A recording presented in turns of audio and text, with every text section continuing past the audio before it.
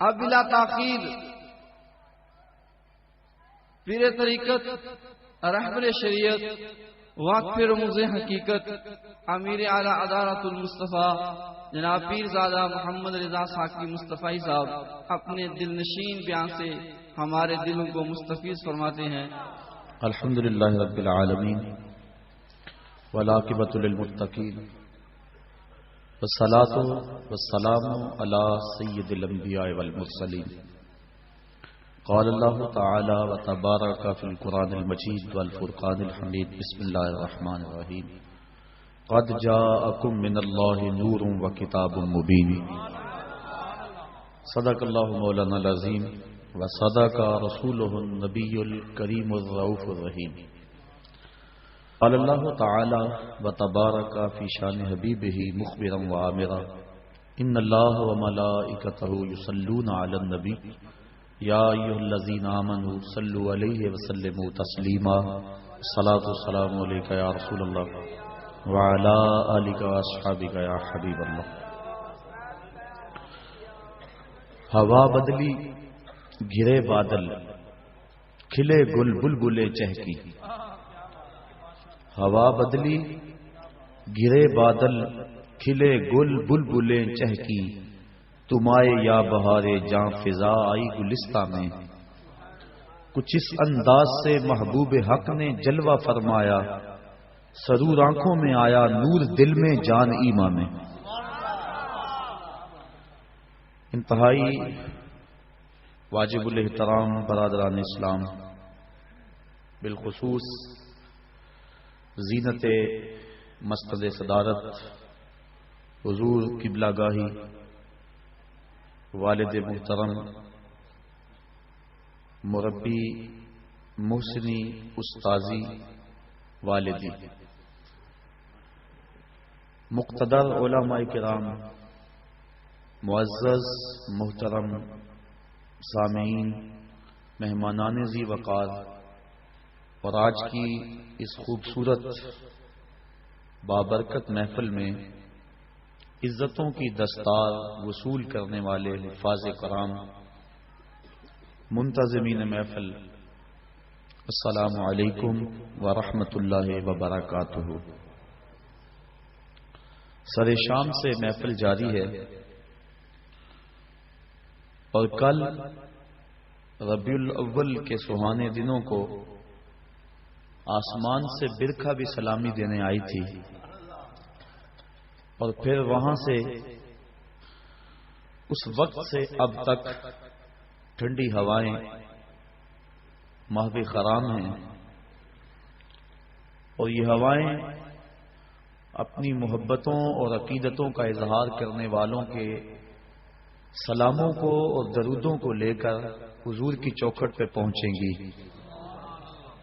اور گنبد خضرا کے مکین کو گو وہ سب جانتے ہیں۔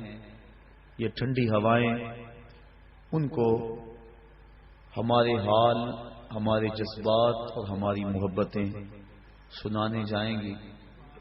اس شاخ کسی دور میں ہواؤں کو مخاطب کر کے محبوب کے نام سندیسے اور سلامیاں بھیجا کرتے تھے۔ آج کا دن اور یہ بابرکت لمحے اور یہ سہانی گھڑیاں بڑے ہی مبارک لمحے ہیں، اور آپ لوگ انتہائی بابرکت ہیں کہ جو ان لمحات میں اتنی سردی کے باوجود بھی جلوہ گر ہیں۔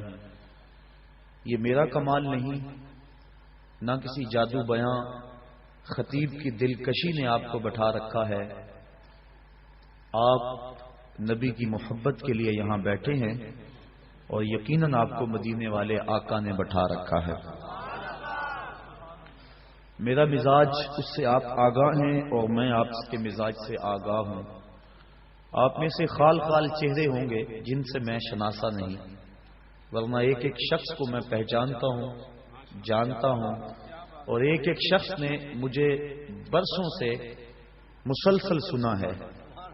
میں نے تقریر کیا کرنی ہے سب کو پتا ہے آپ کو، کہ میرا دکھڑا کیا ہوگا، میری لے کیا ہوگی، میرا سوز کیا ہوگا، میرا گداز کیا ہوگا، میری آواز کا آہنگ کیسا ہے، میرے جذبات کی روانی کیا ہے، اور میری دکھوں بری کہانی کیا ہے، اور آج وہ کہانی میں گنبد خضرا کے مکی کو سنانے چلا ہوں۔ آج حضور سے خیرات مانگنے چلا ہوں کہ آقا تمہاری چوکھٹ پہ یہ بکاری کھڑے ہیں، امت تڑپ رہی ہے دکھوں میں، آج ہم نے حضور کو بوسینیا والے زخم بھی دکھلانے ہیں، آج ہم نے کشمیر میں لٹتی ہوئی عزتوں کی کہانی بھی سنانی ہے، اور آج ہم نے عراق میں انسانوں پر ڈھائے جانے والے ظلموں کے قصے بھی سنانے ہیں۔ عراق کے اندر انسانوں کے سروں سے جو بال نوچے گئے اور پھر ان میں تیزاب چھڑکا گیا، وہ کہانی بھی گنبد خضرا سے سنانی ہے۔ اور ہوا کے دوش پہ ہمارے اڑتے ہوئے لفظ جب اظہار کے کرینے پائیں گے تو کہانی یوں بنے گی، تم سے فریاد ہے اے گنبد خضرا والے، کعبے والوں کو ستاتے ہیں کلیسا والے۔ آج ہم نے اپنی محبتوں کا اظہار بھی کیا، اور محبتوں کا اظہار ہمارا حق تھا۔ ہم نہ کسی کے فتوے سے ڈرتے ہیں، نہ کسی کی تحقیق سے گھبراتے ہیں۔ ہم کہتے ہیں یار کو منانے کے لیے جو دل میں آئے وہ کر گزرو، نبی کے نام کے جھوم جھوم کے نعرے لگاؤ، محبت سے سبحان اللہ کی گونج پڑ جائے۔ موسم سرد ہے لیکن آپ کے عشق جواں ہیں۔ میں کبھی نہیں آپ کو کہا کہ سبحان اللہ کہو، لیکن دو موسموں پہ کہتا ہوں، ایک موسم معراج پہ کہتا ہوں کہ سبحان اللہ کہو، کیوں کہ اللہ نے بھی سبحان اللہ کہا ہے۔ اور آج آپ اس لیے سبحان اللہ کہیں گے کہ وہ لمحے قریب آ رہے ہیں جن لمحوں کے جرمٹ میں ازلی سعادتوں کا نور چمکا اور آمنہ کے کلبہ احزاں کو روشن کر گیا۔ اتنے نور برسے، اتنی برکھا برسی، اتنے اجالے پھیلے۔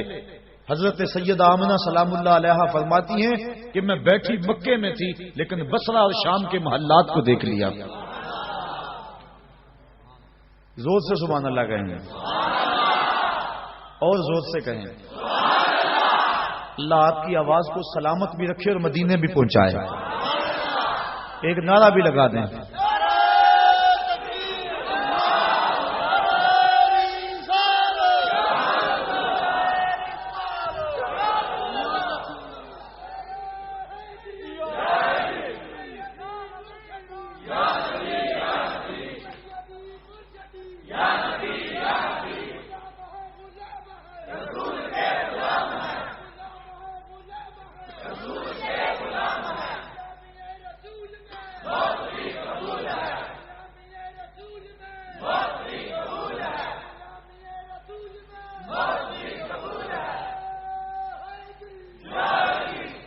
میلاد کا مقصد، میلاد کا مدعا اور محافل میلاد کے تقاضے، ان سب کو ملحوظ رکھ کے آج میں نے کوئی گفتگو جو تیار کی ہے، اور میلاد کا پیغام اس حوالے سے کچھ باتیں میں نے آپ سے کرنی ہے۔ اگر میں نے شروع سے ہی وہ کہانی چھیڑ دی، مدتوں سے جو زخم رس رہے ہیں، تو شاید وہ بات رہ جائے جو میں آج کہنا چاہتا ہوں۔ حضور علیہ الصلوۃ والسلام کی سیرت کے اجمالی خاکے پہ آپ چند لمحوں کے لیے نظر کر لیں۔ صبح و صادق کے وقت جب پو پھٹ رہی تھی، آج پو 4:17 پہ پھٹے گی، تو صبح و صادق کا وقت تھا جب پو پھٹ رہی تھی۔ ربیع الاول شریف کی 12 تاریخ تھی، 20 اپریل 571 عیسوی تھی، جب حضور کے والد حضرت عبداللہ کی وفات بھی ہو چکی تھی۔ آپ اپنی والدہ محترمہ حضرت آمنہ سلام اللہ علیہا کے گھر آپ کی آغوش میں نور بانٹتے ہوئے جلوہ گر ہوئے۔ 3 روز تک دودھ حضرت سیدہ آمنہ سلام اللہ علیہا نے پلایا۔ اس کے بعد حضرت ثویبہ نے 1 ہفتہ کے بعد حضرت حلیمہ سعدیہ حضور کو اپنی آغوش میں لے گئیں اور 5 سال کی عمر کفالت میں رہے، اور اس کے بعد پھر 5 سال کے بعد واپس حضور پلٹ آئے۔ مدینہ منورہ کا پہلا سفر اور والدہ محترمہ حضرت آمنہ کی وفات ابوا کے مقام پر ہوئی جب حضور کی عمر صرف 6 سال تھی۔ آپ کی دایا برکت بنت سالوہ، جس کا نام ام ایمن ہے عرفی نام، اس نے حضور کو واپس مکہ المعظمہ پہنچایا اور حضرت نبی رحمت صلی اللہ علیہ وسلم کو ان کے مشفق چچا جناب ابو طالب کی کفالت میں دیا۔ آپ کے دادا کا انتقال 8 ہجری کو ہو گیا، 8 سال کی عمر میں ہوا۔ آپ نے اپنے چچا کے ہمراہ پہلا سفر 12 سال کی عمر میں شام کی طرف کیا۔ 15 سے 16 سال کی عمر میں حضور نے قریش کے سارے سرداروں کو اور قبیلوں کو اکٹھا کیا اور کہا کوئی گلی میں لٹ جاتا ہے، کوئی بازار میں لٹ جاتا ہے، کوئی جنگل میں لٹ جاتا ہے، آؤ ہم اکٹھا معاہدہ کریں کہ آج کے بعد کوئی کسی کو نہیں لوٹے گا۔ تو حضور نے وہ تاریخی معاہدہ کروایا جس کا نام کتب تواریخ میں حلف الفضول کے نام سے ہے۔ وہ حلف دیا تھا فضل نامی مختلف لوگوں نے، تو اس میں یہ ایک سیاسی اور ایک فلاحی معاہدہ تھا، ایک رفاعی کام تھا جو 15 سال کی عمر میں حضور نے کیا۔ حضرت خدیجۃ الکبریٰ سے حضور کا نکاح 25 سال کی عمر میں ہوا۔ اہل مکہ نے حضور کو 30 سال کی عمر میں صادق اور امین کا خطاب دیا۔ اہل مکہ کی طرف سے یہ خطاب ملنے کے بعد 33 سال کی عمر میں حضور علیہ الصلوۃ والسلام پر غیبی اسرار و رموز کھلنے شروع ہوئے، ان کا ظہور ہونے لگا اور ایسی خوابیں آنے لگیں۔ حجر اسود کو کعبہ کی تعمیر کے لیے جب باہر نکالا تو آپ جانتے ہیں کہ اختلاف بن گیا، ہر ایک کی خواہش تھی کہ حجر اسود کعبۃ اللہ میں اٹھا کے نصب کروں، لیکن ایک کوئی بندہ کسی دوسرے کو برداشت بھی نہیں کرتا تھا، تو قبائل آپس میں لڑ پڑتے، لڑائی ہوتی، حالت ایسی ہوتی کہ خون ریزی ہوتی حرم میں۔ تو حضور نے فیصلہ کیا اور چادر میں ڈال کر حجر اسود کو کہا سارے سردار کو انہیں پکڑ لو اور میں اٹھا کے رکھ دیتا ہوں تاکہ سعادت سے کوئی بھی محروم نہ رہے۔ یہ اس وقت ہوا جب حضور علیہ السلام کی عمر 35 سال تھی۔ 37 سال کی عمر میں حضور نے غار حرا میں خلوتیں اختیار کرنی شروع کر دیں، دنیا سے کٹ کر مالک سے رابطہ جوڑا، اور پھر ربیع الاول کے مہینے میں ہی جب حضور کی عمر 40 سال ہوئی تو اللہ کے حبیب صلی اللہ علیہ وسلم حضرت جبریل امین آئے اور نبوت کے اعلان و اظہار کا کہا، اور آقا کریم صلی اللہ علیہ وسلم نے آ کے سب سے پہلے اپنی زوجہ محترمہ حضرت خدیجہ الکبریٰ کو بتلایا اور کہا یا خدیجہ زملونی، مجھے چادر دو، مجھے سردی محسوس ہو رہی ہے، تو مجھے اپنی جان کا خطرہ ہے۔ اس طرح کے الفاظ حضور نے کہے تو وہ غم گسار بیوی انہوں نے حضور سے کہا کہ آپ غریبوں کے کام آتے ہیں، دکھیوں کے کام آتے ہیں اور آپ کو کوئی پریشانی نہیں ہو سکتی۔ انہوں نے حضور کی ڈھارس بندھائی اور پھر آغاز نزول قرآن ہوا۔ نماز فجر اور عصر کی 2 رکعتیں نبوت کے پہلے سال ہی حضور کے اوپر فرض ہو گئی اور حضور پڑھتے تھے۔ آغاز نزول قرآن مجید یہ رمضان المبارک میں ہوا اور یہ بھی نبوت کا پہلا سال ہی تھا، جمعرات کا دن تھا۔ پھر حضور دعوت تبلیغ اور دعوت اسلام دار ارقم میں دینے لگے، مسلمانوں کی تعداد بڑی تھوڑی تھی، اور پھر حضرت نبی اکرم صلی اللہ علیہ وسلم کی عمر جب 43 سال ہوئی تو اس وقت 40 افراد نے اسلام قبول کر لیا۔ 39ویں شخص حضرت امیر حمزہ تھے اور 40ویں شخص حضرت سیدنا عمر فاروق رضی اللہ تعالی عنہ تھے، اور ان کے ایمان لانے سے اسلام کو تقویت ملی اور اب کھلم کھلا نمازیں پڑھی جانے لگی۔ اب یہاں ایک سوال اور اس کا جواب دے کے اپنی بات کو آگے بڑھاؤں گا۔ جو لوگ کہتے ہیں کہ اسلام شمشیر کے زور پہ پھیلا، تلوار کے زور پہ پھیلا، یہ ایک علمی بات ہے اور سادہ اور عام فہم ہے۔ ایک سادہ سا جواب ان کو دیا جا سکتا ہے کہ اسلام شمشیر کے بل بوتے پہ، تلوار کے زور پہ پھیلا۔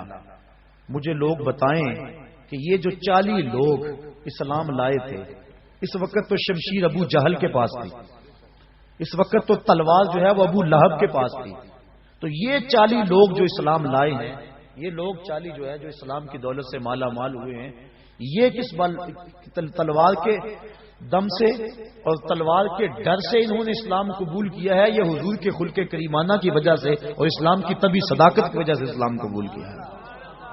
تو حضور کو تو بعد میں یہ اللہ کی طرف سے اجازت مرحمت فرمائی گئی کہ آپ کافروں اور منافقوں کے ساتھ جو جہاد کریں.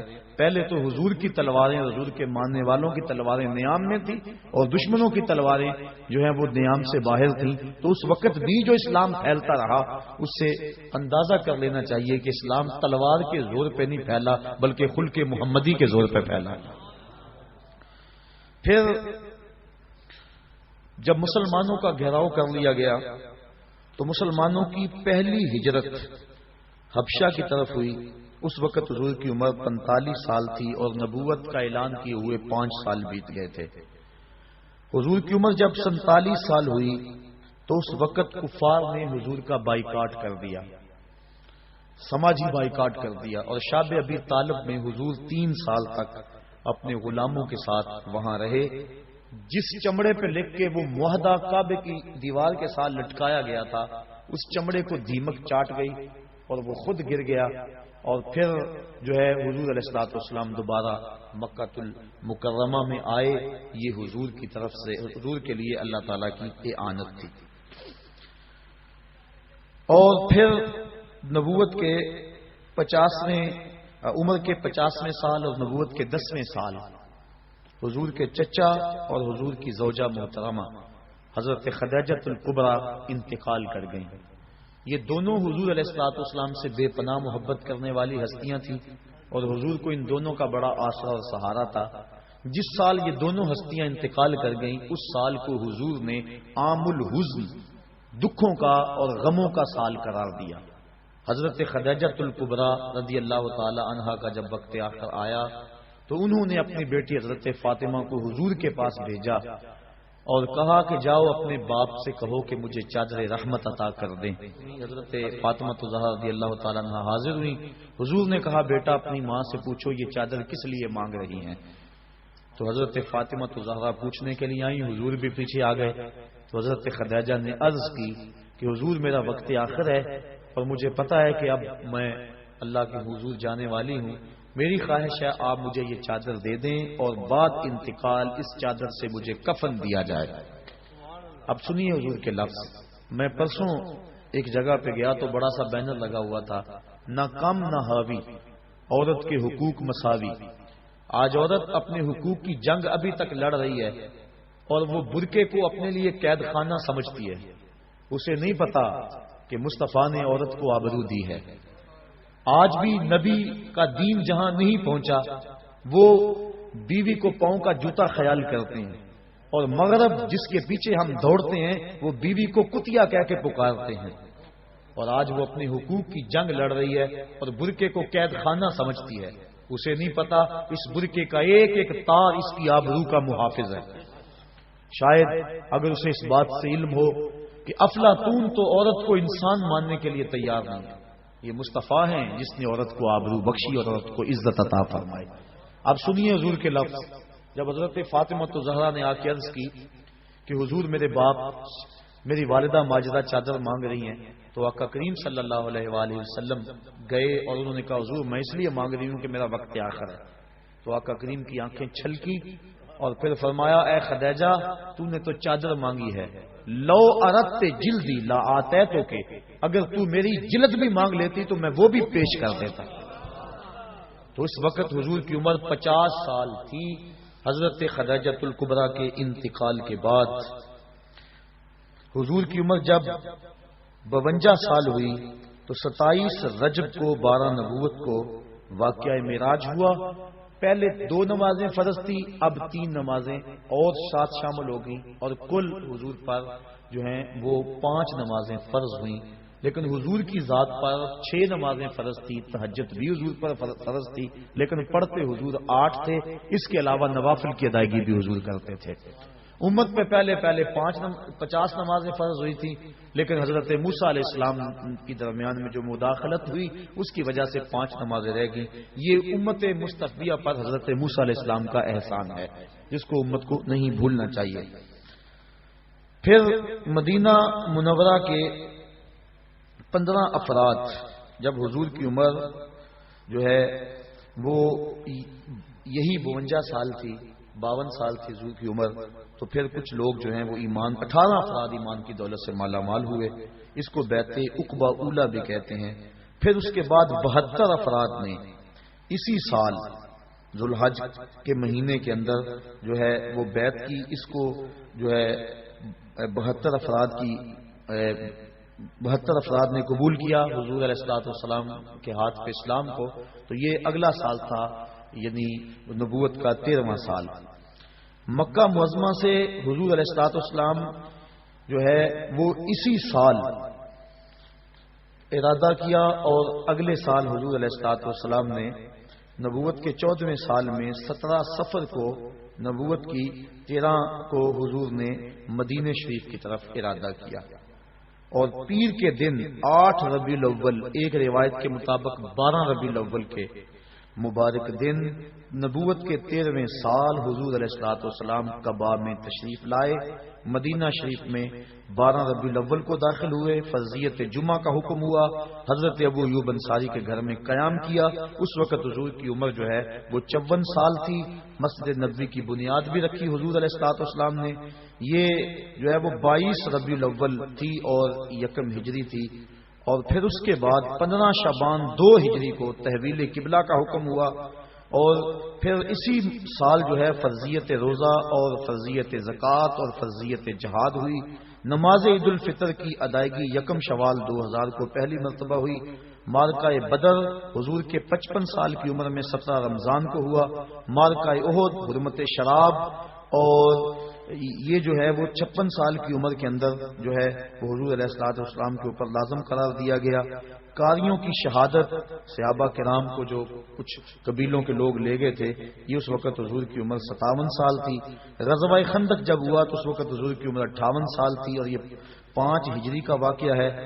اور حضور کی عمر اسی سال 58 سال کی عمر میں ہی زنا، قذف، لیان کے فوجداری قوانین کا نفاذ اور پردے کا حکم آیا۔ اور جب حضور کی عمر 59 سال تھی تو صلح حدیبیہ کا واقعہ ذیقعد کے مہینے میں 6 ہجری کو ہوا۔ فتح قلعہ خیبر، دنیا کے مختلف بادشاہوں کے نام حضور نے دعوت اسلام کے جو خطوط ارسال کیے، یہ 7 ہجری کا واقعہ ہے، اور 1 محرم کا دن تھا۔ 20 رمضان المبارک 8 ہجری کو حضور نے مکے کو فتح کر لیا، اور جس شہر سے حضور تنہا گئے تھے آج 10,000 کا لشکر لے کر حضور دوبارہ اس شہر میں داخل ہوئے۔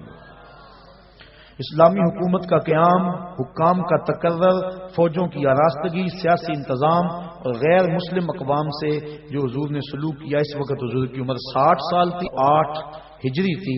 صدقات، زکوٰۃ کے اوپر حاصل کرنے والوں کا حضور نے تقرر کیا۔ یہ 9 ہجری کی بات ہے، جب کہ عمر 61 سال تھی۔ واقعہ تبوک بھی جو ہے وہ 9 ہجری کو ہوا۔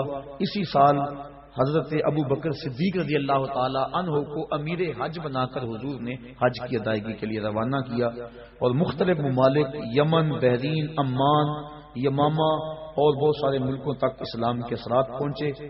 پھر 10 ہجری کو حجۃ الوداع کا خطبہ حضور نے امت کو دیا۔ یہ امت کو اجتماعی طور پہ حضور کا آخری خطاب تھا وصال سے، اور اس کے بعد 61 دن کے بعد حضور کا انتقال ہو گیا۔ حجۃ الوداع کا امت سے یہ آخری خطاب تھا، اور وصال سے 5 روز قبل مسجد نبوی میں امت محمدیہ سے رسول کریم صلی اللہ علیہ وسلم نے جو ہے وہ مسجد میں ایک جو ہے وہ اجتماع سے گفتگو ارشاد فرمائی۔ اور پھر جب حضور کی عمر 63 سال ہوئی تو پیر کا دن تھا، چاشت کا وقت تھا، اور ربیع الاول کی تاریخ میں اختلاف ہے، 7 جون کی تھی، اور اللہ کے حبیب صلی اللہ علیہ وسلم اس دنیا سے اپنا مقصد پورا کر کے واپس اللہ کے ہاں چلے گئے۔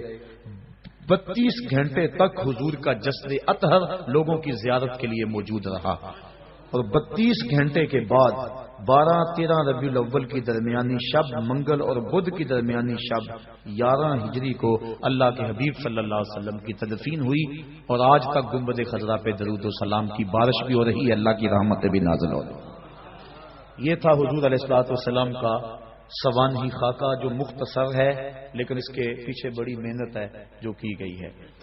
اب کچھ باتیں میں نے آپ سے اور کرنی ہے۔ آج ہم یہاں کیوں آئے ہیں، حضور علیہ الصلوۃ والسلام کا میلاد کیا ہے، یہ بحث تھی کچھ اور علمی تھی اور تاریخی حوالے تھے۔ اس کے باوجود بھی آپ نے ذوق اور اپنی محبت کا اظہار کیا، اور کیوں نہ کرتے، آپ اپنے نبی کا تذکرہ سن رہے تھے، اور حضور علیہ السلام کی پیدائش سے لے کر کے حضور علیہ الصلوۃ والسلام کا لحد انور میں اترنے تک کا یہ اجمالی خاکہ تھا جو میں نے آپ کے سامنے رکھا۔ اب اللہ کے حبیب صلی اللہ علیہ وآلہ وسلم کی آمد کی 3 حیثیتیں علماء نے بیان فرمائی ہیں۔ نمبر 1، تخلیق مصطفیٰ جس کو کہتے ہیں خلقت محمدیہ، اور دوسرا ہے ولادت محمدیہ، اور تیسرا ہے بعثت محمدیہ۔ حضور کی تخلیق کب ہوئی، حضور کی ولادت پیدائش کب ہوئی، اور حضور علیہ الصلوۃ والسلام کی بعثت کب ہوئی۔ تو بعثت کا یہاں اور ولادت کا یہاں آپ سن چکے ہیں، پھر اس کو تھوڑی سی تفصیل سے عرض کرنا چاہوں گا۔ حضور کی تخلیق کب ہوئی یہ آج تک کوئی نہیں بتا سکا کہ حضور پیدا کب ہوئے، تخلیق کب ہوئی۔ حضور سے پوچھا گیا اس بات میں تو آقا کریم صلی اللہ علیہ وسلم نے ارشاد فرمایا، میں اس وقت بھی نبی تھا جب آدم علیہ السلام مٹی اور پانی کے درمیان تھے۔ یہ نہیں بتایا کہ میں نبی کب بنا ہوں اور میری تخلیق کب ہوئی ہے۔ اور دوسرا فرمایا، اول ما خلق اللہ نوری، اللہ نے سب سے پہلے میرے نور کو پیدا فرمایا ہے۔ اس کائنات میں سب سے پہلی چیز جو تخلیق کی گئی، مخلوق اول، اللہ کی ذات مخلوق نہیں ہے، وہ خالق ہے، اس کو کسی نے پیدا نہیں کیا، تخلیق نہیں کیا، کسی نے بنایا نہیں، اور اس پر کبھی بھی ایسا وقت نہیں آیا کہ وہ نہ ہو، وہ ازلی ہے، ابدی ہے۔ تو کائنات تخلیق گئی، ما سے واللہ جو کچھ ہے اس کو خلق کیا گیا، تخلیق کیا گیا۔ تو کائنات میں جب تخلیق کا سلسلہ شروع ہوا تو سلسلہ تخلیق کا آغاز ذات رسالت مآب سے ہوا۔ حضور فرماتے ہیں اللہ نے سب سے پہلے میرے نور کو پیدا فرمایا۔ ایک روایت میں آتا ہے اللہ نے سب سے پہلے لوح کو پیدا کیا، اللہ نے سب سے پہلے قلم کو پیدا کیا، اول ما خلق اللہ القلم، اللہ نے سب سے پہلے قلم کو پیدا کیا۔ ایک روایت میں آتا ہے اللہ نے سب سے پہلے جو ہے وہ عقل کو پیدا کیا۔ مختلف روایات مختلف کتابوں میں موجود ہیں۔ آج لوگ کہتے ہیں کہ سب سے پہلے تو عقل پیدا ہوئی، سب سے پہلے تو قلم کو پیدا کیا گیا، سب سے پہلے تو لوح کو پیدا کیا گیا۔ اور اول ما خلق اللہ نوری یہ بھی حدیث ہے، لیکن ان کا خیال روئے سخن ادھر ہی رہتا ہے جی سب سے پہلے تو قلم کو پیدا کیا گیا۔ اور اگر چلو یہ نہ بھی مانو تو حدیثیں متضاد ہیں، لہذا احتمال جاتا رہا، جب احتمال آ گیا تو پھر استدلال باقی نہ رہا۔ لیکن محدثین کے ہاں ایک طریقہ ہے کہ جب حدیثیں مختلف ہوں تو وہ تطبیق کرتے ہیں۔ مثال کے طور پہ سب سے پہلے قیامت کے دن سوال کس چیز کا ہوگا؟ نماز کا۔ اور ایک حدیث میں قیامت کے دن سب سے پہلا سوال قتل کا ہوگا۔ تو علماء کہتے ہیں دونوں حدیثیں اپنی جگہ پہ ٹھیک ہے، سب سے پہلے قتل کا سوال ہوگا، سب سے پہلے نماز کا سوال ہوگا۔ تو فرماتے ہیں اس کی تطبیق یوں ہے، عبادات میں حقوق اللہ میں سب سے پہلا سوال نماز کا ہوگا، اور حقوق العباد میں معاملات میں سب سے پہلا سوال قتل کا ہوگا۔ تو یہ اس کی تطبیق کر لیں تو دونوں حدیثیں اپنی اپنی جگہ پہ ٹھیک ہے۔ تو یہ حدیثیں سب سے پہلے میرے نور کو پیدا کیا گیا، سب سے پہلے لوح کو پیدا کیا گیا، سب سے پہلے قلم کو پیدا کیا گیا، سب سے پہلے عقل کو پیدا کیا گیا۔ تو اس کی تطبیق قلندر لاہوری شاعر مشرق حکیم الامت علامہ اقبال نے کی۔ وہ کہتے ہیں لوح بھی تو قلم بھی تو، لوح بھی تو، سبحان اللہ نہیں کہی آپ نے، علامہ اقبال نے تطبیق کی، لوح بھی تو قلم بھی تو، تیرا وجود الکتاب، گنبد آب گینا رنگ تیرے محیط میں حباب۔ حضور لوح بھی تمہارا نام ہے، قلم بھی تمہارا ہی نام ہے۔ اس لیے اگر کہا گیا کہ لوح کو پیدا کیا گیا ہے، سب سے پہلے قلم کو پیدا کیا گیا ہے، تو یہ سارے نام حضور کے ہی ہیں۔ تو تو جو حدیث ہے اول ما خلق اللہ نوری، تو اس کا معنی بھی یہی ہے. تو سب سے پہلے کائنات میں جس وجود کو، جس ذات کو تشخص اور تعین دیا گیا وہ ذات رسالت مآب صلی اللہ علیہ وسلم. تو کائنات کا پہلا تعین ذات رسالت مآب ہے. باقی رہی بات سب سے پہلے قلم کو پیدا کیا گیا، تو سنیے حضور ارشاد فرماتے ہیں کہ جب قلم کو پیدا کیا گیا، حدیث ہے، تو قلم کو مالک نے کہا قلم لکھ. قلم نے کیا مالک کیا لکھوں؟ کہا ما کانا و ما یکون، جو ہو گیا وہ بھی لکھ دے، جو ہونے والا ہے وہ بھی لکھ دے. توجہ کریں، جو لوگ کہتے ہیں سب سے پہلے قلم پیدا ہوئی تھی، ان سے پوچھو کہ قلم کو یہ کیوں کہا گیا جو ہو گیا وہ بھی لکھ دے؟ معلوم ہوا قلم سے پہلے بھی کچھ ہو گیا تھا، اسی لیے قلم کو کہا گیا نا. قلم کو کہا گیا جو ہو گیا وہ بھی لکھ دے، جو ہونے والا ہے وہ بھی لکھ دے. معلوم ہوا قلم ہی اول نہیں تھی، قلم سے پہلے بھی کچھ ہوا تھا جس کو لکھنے کا کہا گیا تھا. اور وہ پہلے کون تھا؟ وہ نور محمدی کی تخلیق. لوح بھی تو، قلم بھی تو، تیرا وجود الکتاب، گنبد آبگینہ رنگ تیرے محیط میں حباب. تو سب سے پہلے جس ذات کو شرف وجود بخشا گیا وہ ذات رسالت مآب صلی اللہ علیہ وسلم ہے. اور فرمایا اول ما خلق اللہ نوری ومن نوری خلق کل شیء، اللہ نے سب سے پہلے میرے نور کو پیدا کیا، پھر کائنات کی ہر شے کو میرے نور سے پیدا کیا. اس طرح کائنات کی ہر شے کی اصل ذات رسالت مآب صلی اللہ علیہ وسلم. یہ ہے حضور علیہ السلام کی خلقت، اس کو کہتے ہیں خلقت محمدیہ. سب سے پہلے پیدا تخلیق حضور کیے گئے. کب ہوئے؟ چونکہ وقت بنتا ہے لیل و نہار کی گردش سے، اور لیل و نہار دن اور رات بنتے ہیں چاند اور سورج کی وجہ سے. اور جب حضور کو تخلیق کیا گیا اس وقت چاند سورج نہیں تھے. اس وقت جب چاند سورج نہیں تھے تو لیل و نہار کیسے ہوتے؟ جب لیل و نہار نہیں تھے تو وقت اور گھڑیاں اور گھنٹے، منٹ اور ساعتیں کیسے بنتی؟ اس لیے جب کسی نے پوچھا بھی نا حضور آپ کو کب نبوت ملی تھی، تو آقا کریم نے کیا کہا؟ تم اتنا سمجھ لو. اللہ اکبر. جب آدم علیہ السلام مٹی اور پانی کے درمیان تھے اس وقت میرے سر پہ نبوت کا تاج سجا ہوا تھا. سجا کب یہ تم نہیں جان سکتے. تو حضور علیہ الصلوۃ والسلام کی تخلیق اس وقت ہوئی جب وقت نہیں تھا. یہ وقت میں کہہ رہا ہوں کیونکہ میرے پاس لفظ نہیں ہے.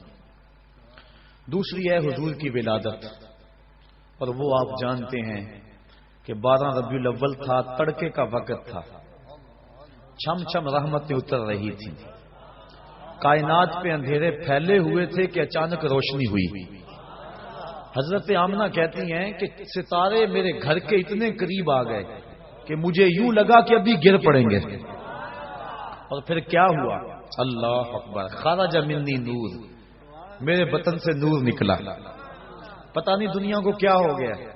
جس نے بھیجا وہ کہتا ہے میں نے نور بھیجا، جس کی گود میں آیا وہ کہتی ہے میری گود میں نور آیا، جس زوجہ محترمہ کے پاس رہے وہ کہتی ہیں کہ فتبینت العبرۃ بشعاع نور وجہہ. حضور جب آنگن میں آتے تھے، کمرے میں آتے تھے، اندھارے ختم ہو جاتے اور اجالے ہو جاتے. جس دائی کے پاس گئے ہیں وہ بھی کہتی ہیں ما کننا نحتاج الی السراج من یوم اخذناہ. جب سے یہ ہمارے گھر آیا ہے نا ہمیں دیا جلانے کی ضرورت ہی پیش نہیں آئی.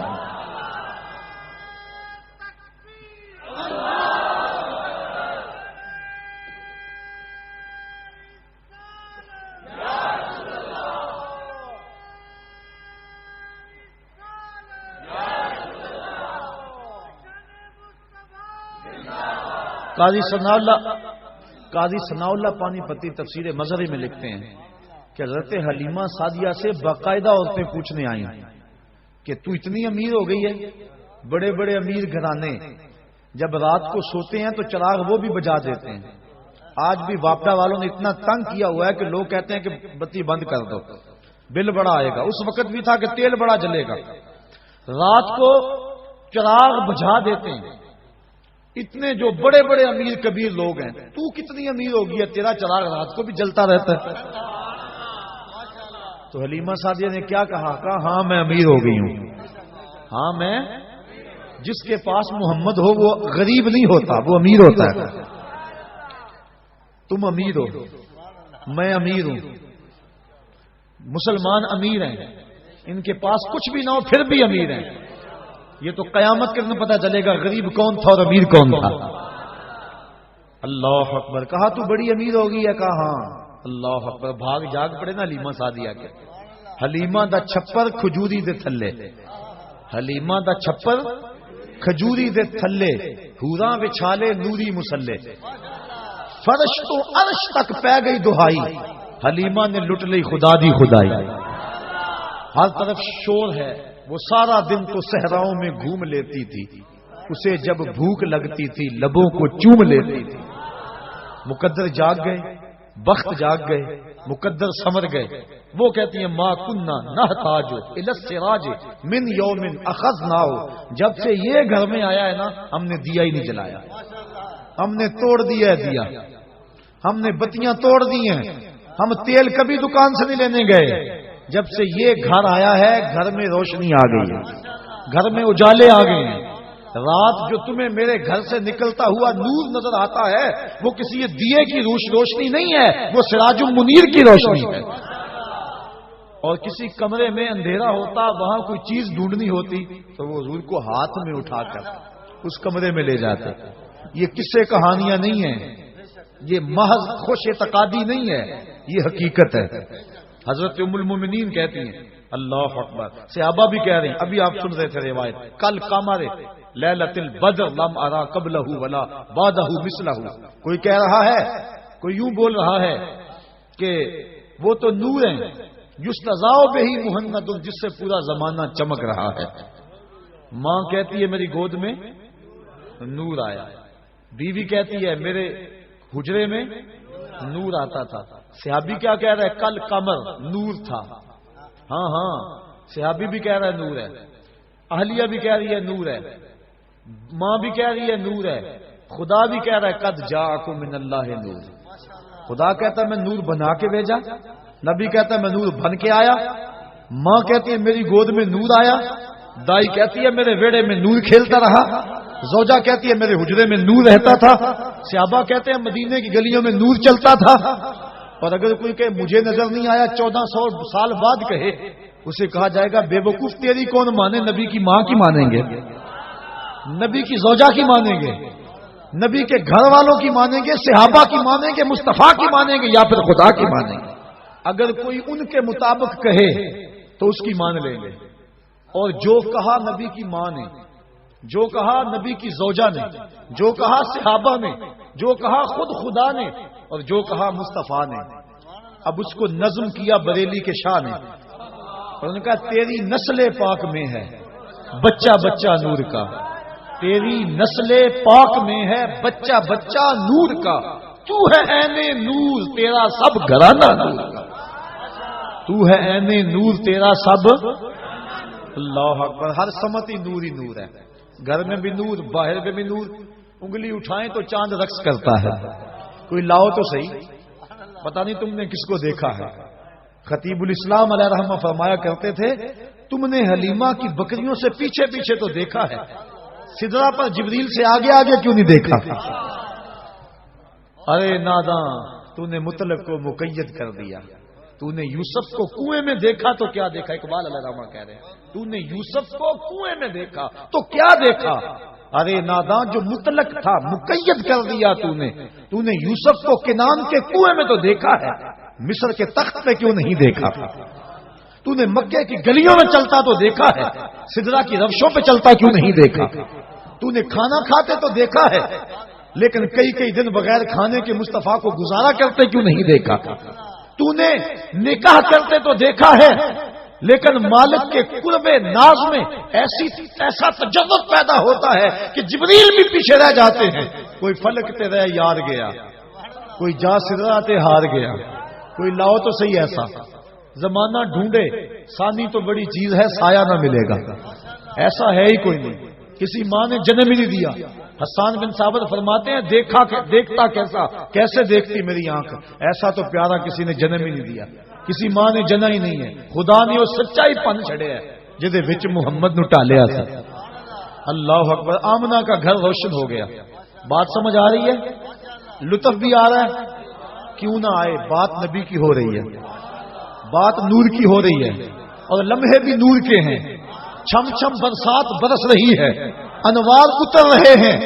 وہ گھڑیاں آنے والی ہیں جب میں اور آپ کھڑے ہوں گے اور کیا پڑھیں گے؟ جس سہانی گھڑی چمکا طیبہ کا چاند، اس دل افروز ساعت پہ لاکھوں سلام.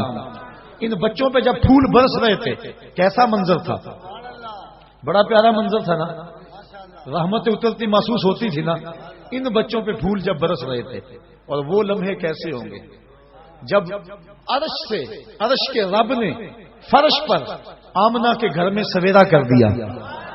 فرماتی ہیں ستارے جھک کے میرے گھر کے قریب آ گئے. اللہ اکبر.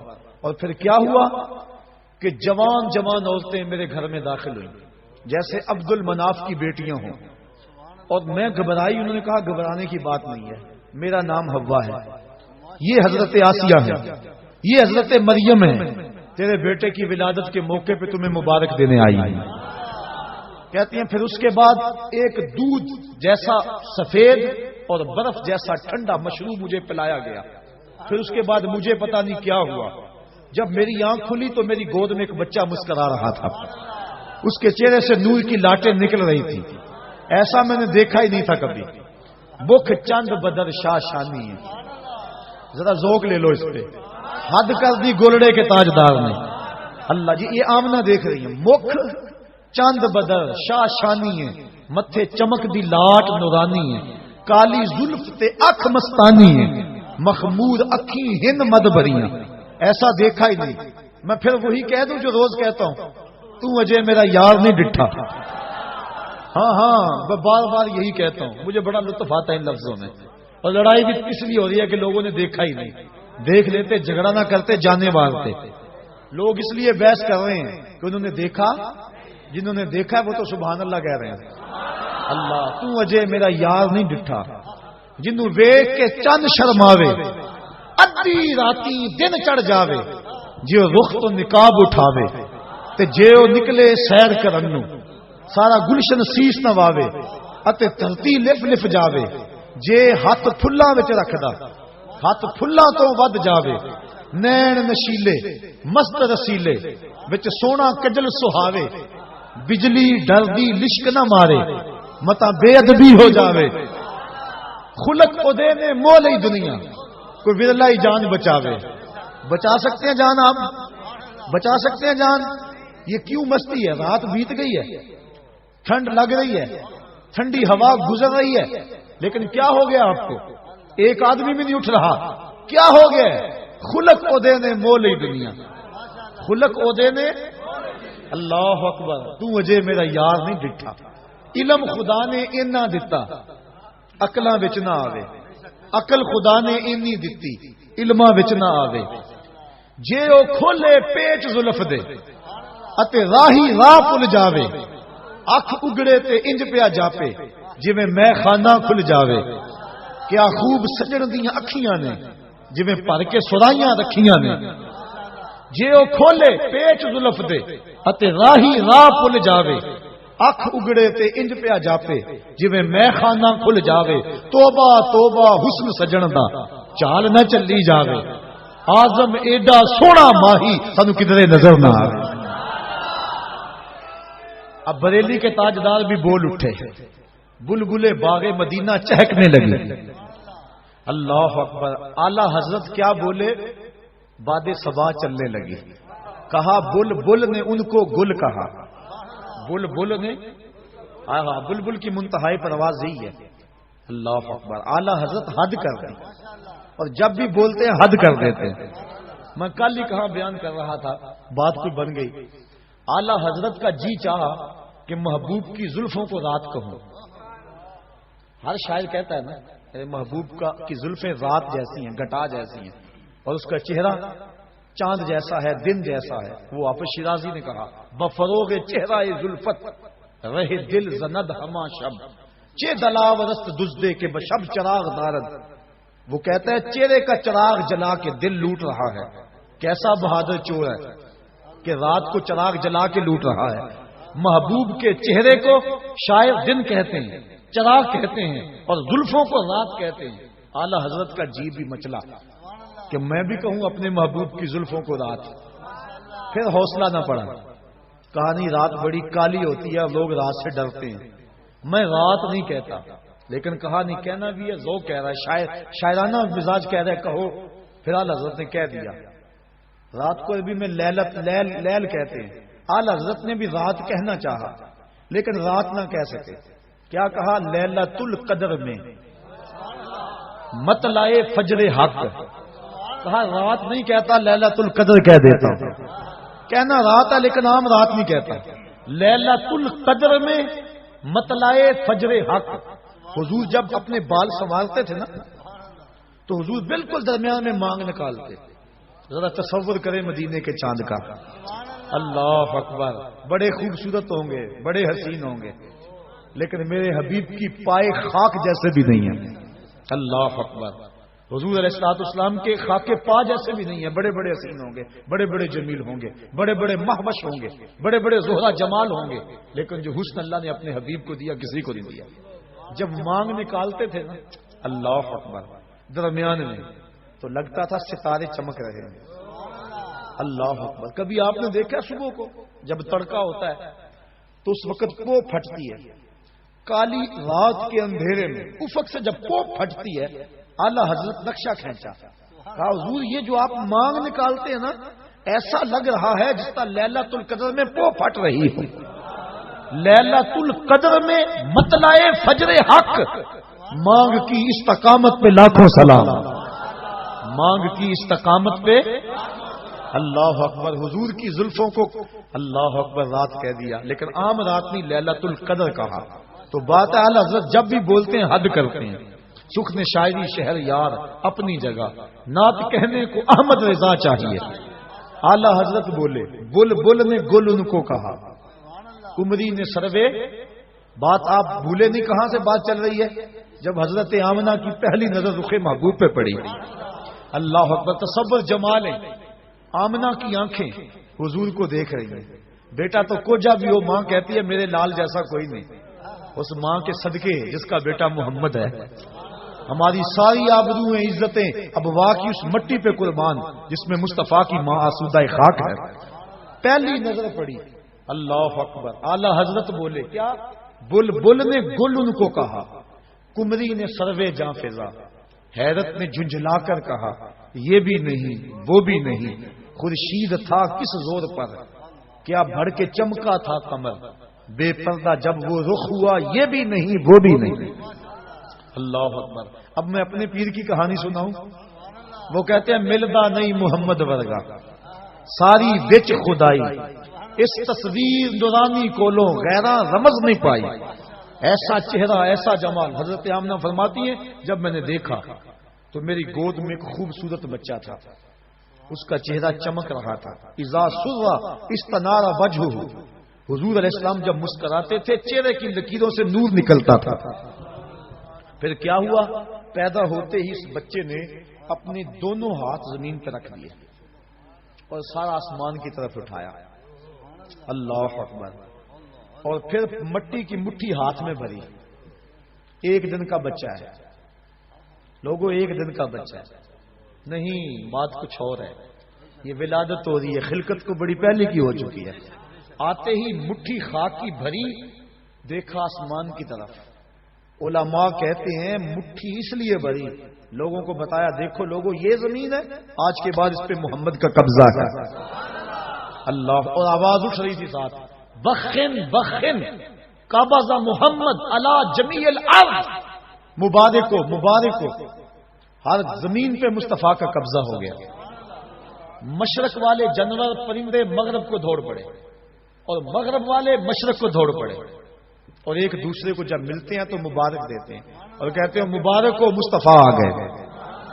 یار پرندے دوڑیں اور مبارکیں دیں تو ہم نہ دیں، ہم نہ جھومیں، ہم نہ اظہار محبت کریں۔ اللہ اکبر۔ شرق کے پرندے غرب کو دوڑ پڑے اور غرب کے پرندے شرق کو دوڑ پڑے اور آپس میں ملتے ہیں اور کہتے ہیں مبارک ہو مبارک ہو، وہ آ گیا جس کے آنے کا انتظار تھا، وہ جس کے ذکر پر داؤد نے نغمہ سرائی کی، وہ جس کے نام پر شاہ سلیمان نے گدائی کی، دل یحییٰ میں رہ گئے ارماں جس کی زیارت کے، لب عیسیٰ پہ آئے باز جس کی شان رحمت کے، جو بن کے روشنی پھر دیدہ یعقوب میں آیا، جسے یوسف نے اپنے حسن کی نئے رنگ میں پایا، نہ دانم مانگلے خنداں چے رنگو بودارت، کہ مرغے ہر چمن آرزوئے اودارت۔ اللہ اکبر۔ اللہ کے حبیب صلی اللہ علیہ وآلہ وسلم زمین پہ مٹھی بھری، اور حضور علیہ الصلوۃ والسلام اس وقت جو گفتگو کی، اللہ اکبر کبیرہ، یہ لفظ بھی کتب میں آتے ہیں، اور کتب میں یہ لفظ بھی آتے ہیں، کہا رب حبلی امتی، اے اللہ میری امت کا معاملہ میرے ہاتھ میں دے دے۔ اللہ اکبر۔ میری امت کا معاملہ میرے لے کے پہلو میں غم امت نادار آئے، امتی امتی کہتے ہوئے سرکار آئے۔ حضور امتی امتی کہتے ہوئے آئے، ساری زندگی امتی امتی پکارا، غار سجدہ کے نوکیلے پتھروں پہ پیشانی رکھ کے رب حبلی امتی کی صدائیں لگائی۔ اور حضرت فضل بن عباس کہتے ہیں، جب میں نے حضور کو لاحد میں اتارا وقت آخر، تو میں نے کفن کی تنیاں کھولی تو لب جنبش میں تھے، میں نے کان قریب کیا دیکھوں تو صحیح اب کیا کہہ رہے ہیں، لیکن جب کان قریب کیا تو وہی نغمہ تھا جو ساری زندگی لاپتے رہے، رب حبلی امتی، اے اللہ میری امت کو میرے سپرد کر دے، جس کے لب پہ رہا امتی امتی، یاد ان کی نہ بھولو نیازی کبھی، وہ کہیں امتی تو بھی کہہ یا نبی، میں ہوں حاضر تیری چاکری۔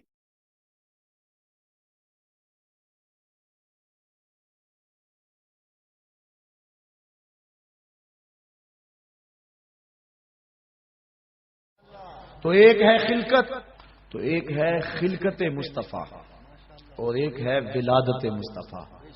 اور پھر جس سال حضور آئے نا، اس سال کا عربوں نے نام رکھا، یہ میں نے ابھی بتایا ہے کہ جس سال حضرت خدیجۃ الکبریٰ اور حضرت نبی رحمت کے شفیق چچا انتقال کر گئے، اس سال کا نام حضور نے عام الحزن رکھا، کیونکہ ہجری کا آغاز حضرت عمر فاروق کے دور میں ہوا تھا، پہلے سالوں کے نام رکھتے تھے۔ اب جس سال حضور پیدا ہوئے اس کا ایک نام ہے عام الفیل، لیکن اس کا ایک اور نام رکھا عربوں نے، کیا نام رکھا؟ سنۃ الفرح والابتہاج۔ اس کا معنی ہے خوشیوں اور چاؤں کا سال۔ کیا نام ہے؟ خوشیوں اور چاؤں کا سال۔ کیوں رکھا یہ نام؟ اس لیے انہیں تو نہیں پتا تھا کہ حضور آئے، حضور کی ولادت کا تو پتا تھا، لیکن یہ نہیں پتا کہ یہ نبی ہیں، اور جنہوں نے رکھا وہ امتی نہیں تھے، ماننے والے نہیں تھے۔ پھر کیوں رکھا انہوں نے اس نام کا؟ اگر میں کہوں آج چاہ کا دن ہے، خوشی کا دن ہے، تو یہ ہے کیونکہ میں آقا کو مانتا ہوں، اور اگر پتہ ہی نہ ہو کوئی کہے تو پھر وجہ کوئی اور ہوگی۔ تو انہوں نے اس سال کا نام رکھا سنۃ الفرح والابتہاج۔ علماء کہتے ہیں کیوں رکھا؟ اس لیے رکھا کہ درختوں پہ پھل زیادہ آیا۔ جس سال حضور پیدا ہوئے چشموں کا پانی بڑھ گیا، چراگاہیں سرسبز ہو گئی، جانوروں کا دودھ بڑھ گیا، عرب کے لوگ بیٹیوں کو قتل کرتے تھے، لیکن جس سال حضور کی ولادت ہوئی ہر گھر میں بیٹا پیدا ہوا۔ آج بھی جس شخص کے ہاں اولاد نرینہ نہ ہوتی ہو، علماء کہتے ہیں خلوص نیت سے کہے اے اللہ مجھے ایک بیٹا دے دے، میں تیرے رسول کا میلاد کرواؤں گا، اللہ بیٹا ہی عطا فرمائے گا، نیت اس کی خالص ہو۔ اللہ اکبر۔ تو ہر گھر میں بیٹے پیدا ہوئے، جہاں بھی پیدائش ہوئی بیٹے ہی پیدا ہوئے۔ تو اس سال ہر گھر میں خوشی تھی، غم قریب نہیں آیا، اس لیے نام رکھا سنۃ الفرح والابتہاج۔ یہ خوشیوں اور چاؤں کا سال ہے۔ ناگہاں ساکن ہواؤں پہ روانی آ گئی، ناگہاں ساکن ہواؤں پہ روانی آ گئی، اور چمن کے پتے پتے پر جوانی آ گئی۔ آج زانوئے ازل نے صبح پہ انگڑائی لی، اور مسکرا کر ایک کرن نے ہاتھ میں شہنائی لی۔ مخزن اسرار قدرت کے امی پیدا ہوئے، غل ہوا دنیا میں ختم المرسلی پیدا ہوئے۔ محمد مصطفیٰ آئے، بہاروں پر بہار آئی، زمین کو چومنے جنت کی خوشبو بار بار آئی۔ گلی گلی روشن ہو گئے، ہر گھر میں اجالا ہو گیا۔ وہ کہانی لمبی ہے، اگر میں چھیڑ دوں کہ حضرت حلیمہ سعدیہ کیسے آئی، اور پھر حضور نے وہ سبز کپڑا کیسے ہٹایا، اور نور کی لاٹ آسمان تک کیسے گئی، اور پھر لال کو پکڑ کے گود سے کیسے لگایا، اور پھر حلیمہ کی بیٹی شیمہ حضور کو لوریاں کیا دیا کرتی تھی، وہ ایک لمبی کہانی ہو جائے گی، میں تیسری بات بھی عرض کرنی ہے۔ تو پہلا مقصد، پہلی چیز تخلیق مصطفیٰ، اور وہ کب ہوئی؟ جب وقت کا تعین اور تشخص نہیں تھا۔ دوسری ولادت مصطفیٰ، اور ولادت 12 ربیع الاول کی سہانی گھڑی، جب صبح صادق طلوع ہو رہی تھی، دن اور رات کے سنگم میں حضور پیدا ہوئے۔ چونکہ رات کی خواہش تھی حضور میرے دامن میں آئے، اور دن کی آرزو تھی کہ میرے دامن میں آئے، اور اگر رات کو آ جاتے دن محروم رہتا، دن کو آتے رات محروم رہتی، تو حضور تو رحمت للعالمین ہے۔ اس لیے دن آ رہا تھا، رات جا رہی تھی، جہاں دونوں کا ملاپ ہو رہا تھا وہاں مصطفیٰ جلوہ گر ہو گئے۔ اللہ اکبر۔ 12 ربیع الاول کی سپانی گڑی تھی، عام الفیل، واقعہ صاحب فیل کے 55 دن بعد حضور اس دنیا پہ جلوہ گر ہوئے۔ یہ ہے حضور کی ولادت، اور حضور کی ولادت کی خوشی لوگوں نے کی، اور جس نے بھی حضور کی ولادت کی خوشی کی اللہ نے اس کو محروم نہیں رکھا۔ اور وہ آپ علماء سے سنتے آئے ہیں، اس کو دہرانے کے لیے وقت چاہیے کہ ابو لہب نے بھتیجا سمجھ کے لونڈی کو آزاد کیا، بھتیجا سمجھ کے آزاد کیا، نبی سمجھ کے تو نہیں کیا، لیکن جس انگلی سے یوں اشارہ کیا بس کتنے میں آزاد، اور اس انگلی سے ٹھنڈا اور میٹھا پانی بھی ملتا تھا، عذاب میں بھی تخفیف ہوتی ہے۔ میں یہاں آیا تھا 2-3 بجے، اور یہاں طالب علم یہاں ہی سوئے ہوئے تھے، کوئی اسٹیج پہ سویا ہوا تھا، کوئی یہاں چارپائی پہ سویا ہوا تھا، کچھ کمرے میں وہاں سوئے ہوئے تھے۔ اور میں نے اپنے ساتھیوں کو، طالب علموں کو کہا تھا کہ یہ جو کسی شخص سے، کسی مزدور سے، کسی ملازم سے یہ صفائی نہیں کرانی، یہاں آپ بیٹھے ہوئے ہیں، یہ میرے طالب علموں نے، میرے پیر بھائیوں نے اپنے ہاتھوں سے جگہ صاف کی ہے۔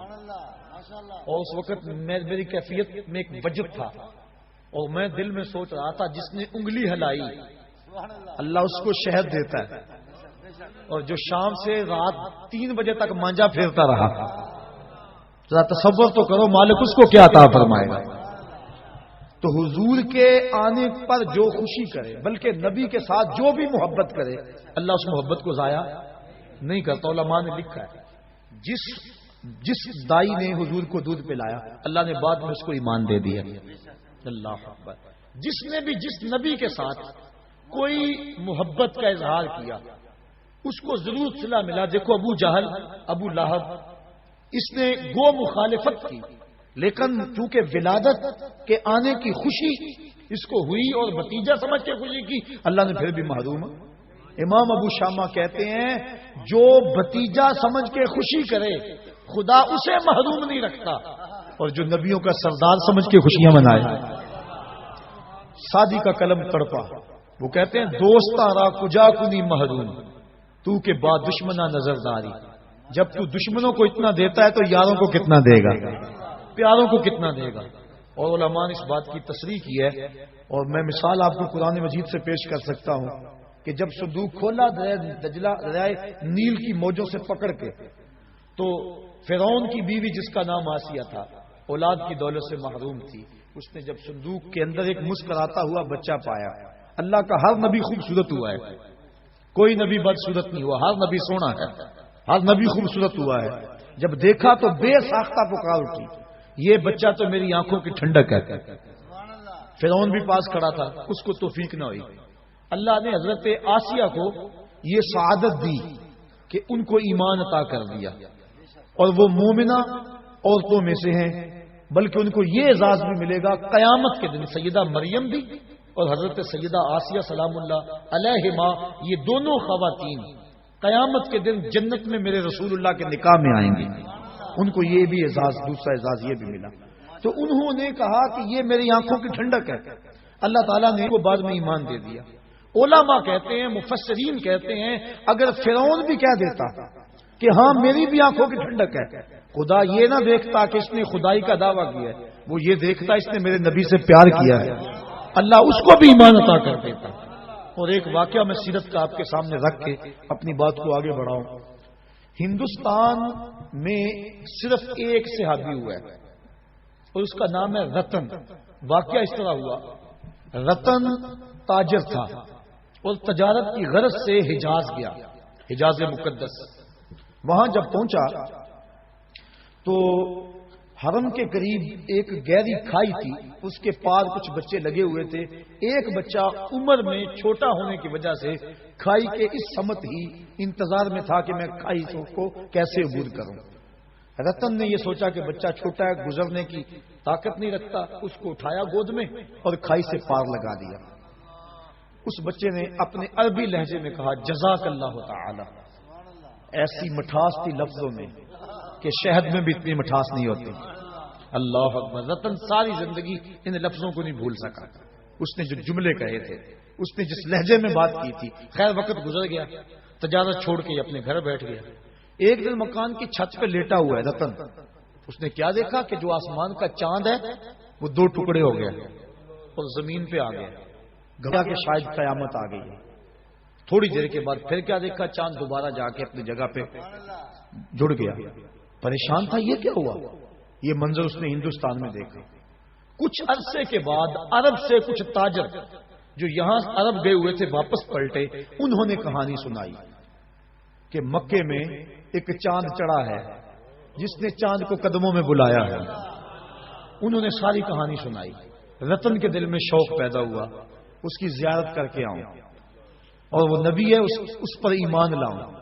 گھر سے چلا، سفر کرتا کرتا پہنچا سین حرم میں۔ جب داخل ہوا حضور سے ابا کے ساتھ سین حرم میں بیٹھے ہوئے تھے، یہ آگے ملنے کے لیے ہوا۔ آقا مسکرا پڑے اور فرمایا اراتن ہندیون، کیا تو رتن ہندی ہے؟ کالا نعم، عرض کی حضور ہاں میں رتن ہندی ہوں، لیکن آپ کو کس نے بتایا ہے؟ کہا جس رب نے مجھے نبی بنایا ہے۔ اب اگلی بات سنیے۔ اب رتن کہنا چاہ رہا تھا کہ میں ایمان لانا چاہتا ہوں۔ آقا کریم نے فرمایا قریب آجا، میں تیرے لیے بیٹھا ہوں۔ تجھے یاد نہیں بچپن میں ایک بچے کو تو نے کھائی سے پار لگایا تھا، وہ بچہ اب تیرے سامنے موجود ہے، اور تو نے مجھ کو اس کھائی سے پار لگایا تھا۔ آج میں کلمہ پڑھا کہ تجھے جہنم کی کھائی سے پار لگانا چاہتا ہوں۔ ایمان کی دولت سے مال ہوا۔ نبی سے جو پیار کیا گیا ہے کبھی رائے گا؟ یہ جو کہتے ہیں سبحان اللہ، اگر آپ کو ٹھنڈ بھی لگ گئی نا سردی میں تو پھر بھی رائے گا نہیں جائے گا۔ اللہ اکبر، یہ نبی سے پیار ہے، یہ میرے سے نہیں ہے، بات ذہن میں رکھیں، یہ نبی سے پیار ہے، نبی سے محبت ہے، اور نبی کا نام سن کے ٹھنڈ پڑ جاتی ہے کلیجے کو۔ تو نبی سے کیا گیا پیار رائے گا نہیں جاتا۔ تو حضور کی ولادت پر جن لوگوں نے خوشی کی اللہ نے ان کو نوازا، جو خوشی کرتے ہیں ان کو اللہ نوازے گا، جو خوشی کریں گے اللہ ان کو بھی نوازے گا، کیونکہ اس کا قانون جو ہے وہ تمام کے لیے یکساں ہوتا ہے۔ جو ماضی میں، حال میں اور استقبال میں ایک جیسا اس کا قوانین، اس کے قانون ہوتے ہیں۔ تو پہلا خلقت مصطفیٰ، دوسری چیز ولادت مصطفیٰ۔ اور ولادت کی باتیں اتنی لمبی ہو رہی ہیں کہ اگلا مضمون جو ہے جو میں کہنا چاہ رہا ہوں، اب اس کے لیے بڑا تھوڑا وقت میرے پاس موجود ہے، لیکن کچھ باتیں میں ضرور گوش گزار کروں گا۔ تیسرا کام، تیسری چیز ہے بعثت مصطفیٰ۔ حضور کو جب بحیثیت نبی مبعوث کیا گیا، وہ ہے بعثت مصطفیٰ۔ یہ بھی ربیع الاول کا مہینہ تھا، وہ میں عرض کر چکا ہوں اجمالی خاکے میں۔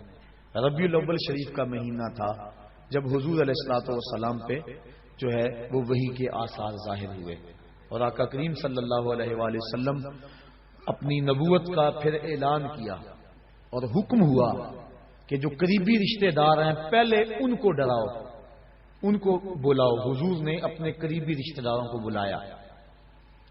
حضرت علی المرتضیٰ رضی اللہ تعالی عنہ اسلام کی دولت سے جب مالا مال ہو گئے، حضرت سیدنا صدیق اکبر رضی اللہ تعالیٰ عنہ مالا مال ہو گئے، یہ قریبی لوگ تھے، حضور ان کو دعوت دین دی۔ پھر کیا ہوا کہ ایک دن پھر دعوت عام کی، سارے قریش کو بلایا، بنو ہاشم کے لوگوں کو بلایا، اور بلا کے ان کو دعوت دینا چاہی حضور نے۔ ان کے لیے کھانے کا اہتمام کیا، لنگر کا، انہوں نے لنگر کھایا، کھانا کھایا اور بات سنے بغیر چلے گئے۔ حضور نے اگلے دن پھر حضرت علی سے کہا کہ تم دوبارہ دعوت کرو۔ حضرت کی حضور کل تو کھانا کھا کے چلے گئے تھے، کہا اب کھانا بعد میں رکھیں گے، پہلے اپنی سنائیں گے۔ کبھی ایسا ہوتا ہے نا جو کچے لوگ ہوتے ہیں ان کے لیے لنگر بعد میں رکھا جاتا ہے، اور جو پکے ہوتے ہیں ان کو چاہے شام کو کھلا لو وہ ساری رات نہیں جاتے، کیونکہ وہ لنگر کھانے کے لیے نہیں آئے، وہ نبی کے میلاد کا لنگر لینے کے لیے آئے ہوتے ہیں۔ تو فرمایا ان کو لنگر بعد میں آج دیں گے، کیونکہ کچے تھے نا، بلکہ کافر تھے۔ آقا کریم نے ان کو بٹھایا اور بتایا، پیغام سنایا کہ میں اللہ کی طرف سے نبی بن کے آیا ہوں، ہے کوئی اس مجمع میں جو میری مدد کرے، میری نصرت و اعانت کرے؟ تو سب خاموش تھے۔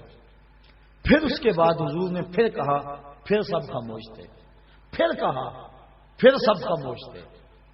تاریخ بتاتی ہے ایک بچہ تھا اس مجلس میں جس نے جو قمیض پہنی ہوئی تھی اس کی 2 جیبیں تھیں، اور ایک سے کھجورے نکال کے کھاتا، دوسرے میں گٹلیاں رکھتا، اور اس نے اتنے زور سے اپنے بازو اونچے کیے کہ قمیض پھٹ گئی، اور اس نے کہا اس بھرے مجمع میں میں اعلان کرتا ہوں اس نبی پہ جان و دل قربان کرتا ہوں۔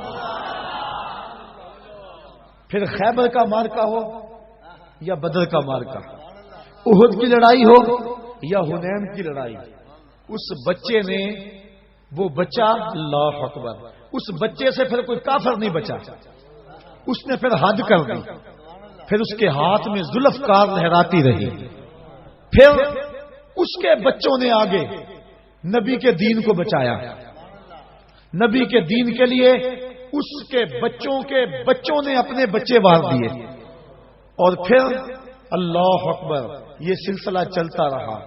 صاحبوں، نبی علیہ السلام کی بعثت کے اعلان کے بعد جس نے بھی حضور علیہ الصلوۃ والسلام کی اعانت کی، مدد کی، حضور علیہ الصلوۃ والسلام کے اس کاز اور اس مشن کے لیے اپنا آپ پیش کیا، بتاؤ اللہ اس کو کتنا ثواب دے گا؟ جو صرف آنے کی خوشی کرتا ہے اللہ اسے محروم نہیں رکھتا، تو جس مقصد کے لیے نبی آئے ہیں، جو اس مقصد کے لیے جان لڑا دیتا ہے اور اپنے شب و روز اس مقصد کے لیے گزارتا ہے، تو اس کو اللہ کیا عطا فرمائے گا؟ میرے پاس لفظ نہیں ہے کہ میں الفاظ کے قالب میں اس مرتبے کو بیان کر سکوں جو حضور کے دین کے کام کرنے والوں کو اللہ عطا کرتا ہے۔ علم کے حوالے سے یہ ایک دین کی خدمت کا ایک پہلو ہے۔ آپ نے سنا کہ علماء کے قدموں کے قدموں تلے فرشتے پر بچھاتے ہیں، اور ایک ایک حرف پہ ان کو کتنا کتنا ثواب ملتا ہے۔ یہ ایک شعبہ ہے، ایک کام ہے، دین کے کئی شعبہ جات ہیں، جو صرف علم حاصل کرے اس کو اتنا کچھ ملتا ہے۔ اور عالم کی فضیلت یہاں تک بیان کر دی گئی، من صافح عالما فکأنما صافحنی، فرمایا جس نے کسی عالم دین کے ساتھ مصافحہ کیا وہ ایسا ہے جس طرح اس نے میرے ساتھ مصافحہ کیا۔ یہ چھوٹا اعزاز تو نہیں ہے، بہت بڑا اعزاز ہے۔ یہ علم کی وجہ سے اس کو اعزاز ملا، صرف ایک شعبے پہ، اور جو دین کے ہر شعبے میں کام کرے، جو دین کے فروغ کے لیے، دین کے احیاء کے لیے، دین کو گھر گھر پہنچانے کے لیے کام کرے، اس کو جو مالک اجر دے گا۔ اور پھر اس دور میں ہمارے بزرگ کہتے ہیں کہ جب کام زیادہ ہو اور مزدور تھوڑے ہوں، ایک کیفیت یہ ہوتی ہے، اور کبھی ہوتا ہے کہ کام کے دن نہیں ہوتے لیکن مزدور زیادہ ہوتے ہیں۔ اس وقت اڈے پہ مزدور دینے جاؤ نا تو 100 روپیہ مزدوری ہے تو لوگ 80 پہ بھی آ جائیں گے، کیونکہ کام تھوڑا ہے، مزدور زیادہ ہے۔ اور جب کام زیادہ ہو تو مزدور تھوڑے ہوں تو پھر اس وقت پھر مزدور کی مرضی پہ جو ہے وہ صلہ ملتا ہے، مزدوری ملتی ہے۔ آج کام زیادہ ہے، مزدور تھوڑے، آج نبی کے دین کا کام زیادہ ہے اور مزدور بہت تھوڑے ہیں، خال خال نظر آتے ہیں۔ آج اگر کوئی نبی کے دین کی مزدوری کرے گا پھر اس کی مرضی کے مطابق خدا نواز دے گا۔ اللہ کہے گا جو مانگنا ہے مانگ لے، میں تیری جھولیاں بھر دوں گا۔ آج نبی کی بعثت وہ ایک الگ مضمون تھا، چونکہ میرے سے وہ مضمون رہ گیا ہے، اب وقت کی نزاکت میرے پاس اتنی نہیں ہے کہ اس کو بیان کروں۔ آخری چند باتیں آپ کے سامنے رکھنا چاہوں گا۔ نبی علیہ السلام جو مبعوث کیے گئے، ایک تو نبی کے منصب تھے اور نبی کے فرائض تھے کہ نبی نے کیا کرنا تھا، امت کو کیا دینا تھا۔ حضور نے جو دینا تھا اس کو حق ادا کر دیا.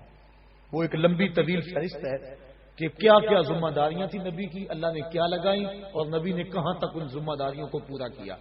وہ ایک بات عرض کر کے اپنی بات کو آگے بڑھا دوں، اس سے بڑی اور کیا بات ہو سکتی ہے. حجۃ الوداع کے موقع پہ 1,44,000 کا مجمع حضور کے سامنے تھا. یہ حضور کی 23 سالہ کی محنت ہے.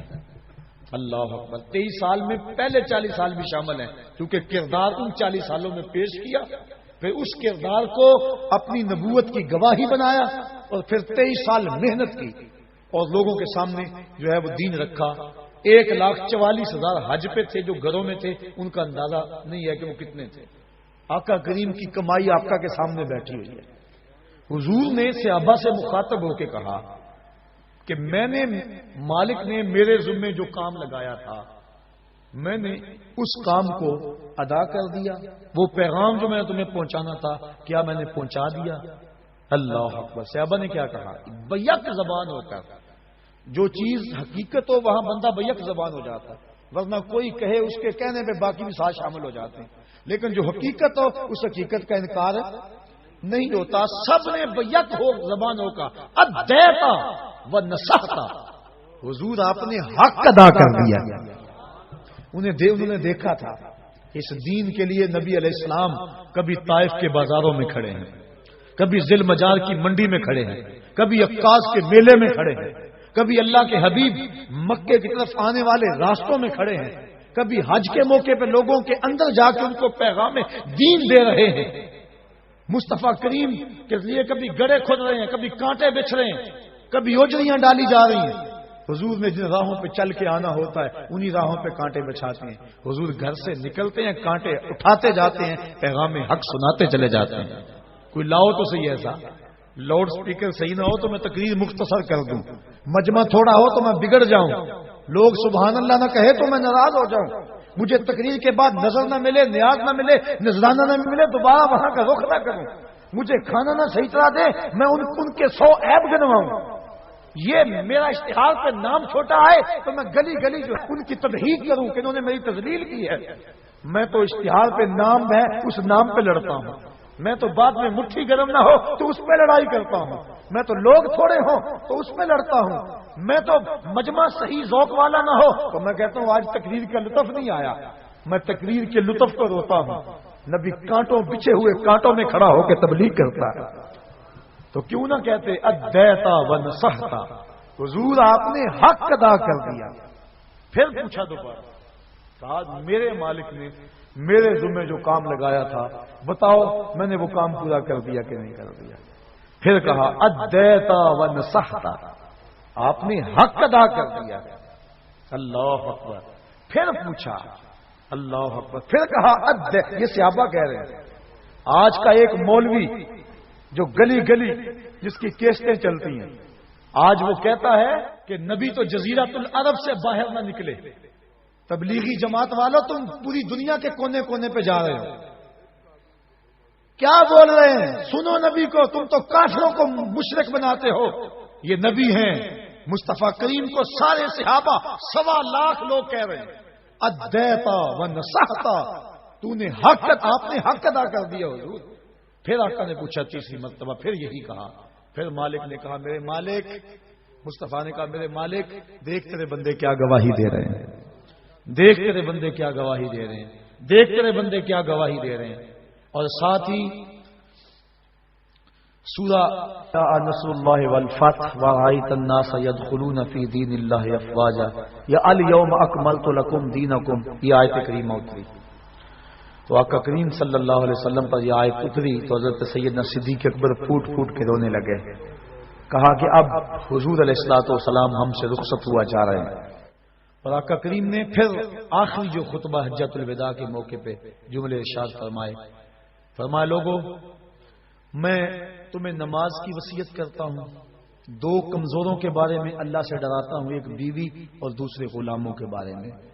اور پھر حضور نے صحابہ سے مخاطب ہو کے کہا یہ جو پیغام میں نے تمہارے تک پہنچایا ہے اب اس کو آگے تم نے پہنچانا ہے. اپنی ذمہ داری میں پوری کر چکا، اب یہ ذمہ داری تمہارے کندھوں پہ آ گئی، اب تم اس کو پہنچاؤ آگے. پھر صحابہ نے پہنچانے کا انہوں نے بھی حق ادا کیا. تابعین نے بھی حق ادا کیا. ایک مجاہد گھوڑے کی باگ پکڑے ہوئے اللہ کے دین کی دعوت دیتا ہوا بڑھ رہا ہے، حتیٰ کہ دلدل آ گئی، آگے پانی آ گیا تو اس نے گھوڑے کی باگ کو کھینچا اور آسمان کی طرف دیکھ کے کہا میرے مالک میرے تو جذبے جوان تھے، کیا کروں تیری زمین ہی ختم ہو گئی ہے. انہوں نے حق ادا کر دیا، تبلیغ کا حق ادا کر دیا، دنیا کے کونے کونے پہ پہنچے، دی اذانیں کبھی یورپ کے کلیساؤں میں، کبھی افریقہ کے تپتے ہوئے صحراؤں میں، دشت و دشت دریا بھی نہ چھوڑے ہم نے، بحر ظلمات میں دوڑا دیے گھوڑے ہم نے. اس انداز کے ساتھ حضور علیہ الصلوۃ والسلام آگے بڑھے اور حضور کے غلام پھر بعد میں آگے بڑھے اور پھر غلاموں کے غلام آگے بڑھے کہ انہوں نے اس دین کو دنیا کے چپے چپے پہ پہنچا دیا. پھر وہ وقت بھی آیا کہ ہمارے عیاش حکمرانوں نے اس دین کو جس انداز سے لتاڑا اور دین کی قدریں جس انداز سے پامال کی، اور پھر ہمارا بیک گیئر لگ گیا. اور آج ہماری جو حالت ہے، آج ہمارا جو دکھڑا ہے وہ کسی سے مخفی نہیں ہے. آج ربیع الاول کی سہانی صبح ہے، ہم نے تجدید عہد کرنا ہے. نبی علیہ السلام کے جو فرائض تھے وہ تو حضور نے ادا کر دیے. ہماری جو ذمہ داریاں ہیں اور حضور کے جو حقوق ہیں، ایک والدین کے حقوق ہیں، ایک شیخ کے حقوق ہیں، ایک استاد کے حق ہیں، ایک رسول اللہ کے حق ہیں. رسول اللہ کے حق کیا ہیں؟ کہ حضور علیہ الصلوۃ والسلام پر ایمان لایا جائے. ایک حق حضور کا یہ ہے کہ حضور علیہ الصلوۃ والسلام پر ایمان لایا جائے اور حضور کی اتباع کی جائے. دوسرا حق حضور سے محبت اور عشق کیا جائے.